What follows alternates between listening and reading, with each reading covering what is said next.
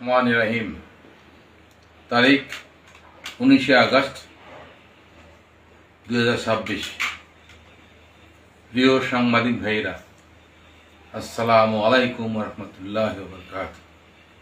বিষয় আওয়ামী লীগের দলীয় পদ থেকে পদত্যাগ প্রসঙ্গে আমি মোহাম্মদ তাহির তাহু, পিতা মৃত ইয়াসিন আলী হাসান, গ্রাম কাকিনা কবিবাড়ি, ডাকঘর কাকিনা, উপজেলা কালীগঞ্জ, জেলা লালমনিরহাট, বাংলাদেশ আওয়ামী লীগ কাকিনা ইউনিয়ন শাখার সভাপতি হিসাবে দীর্ঘদিন থেকে দলীয় দায়িত্ব পালন করছি।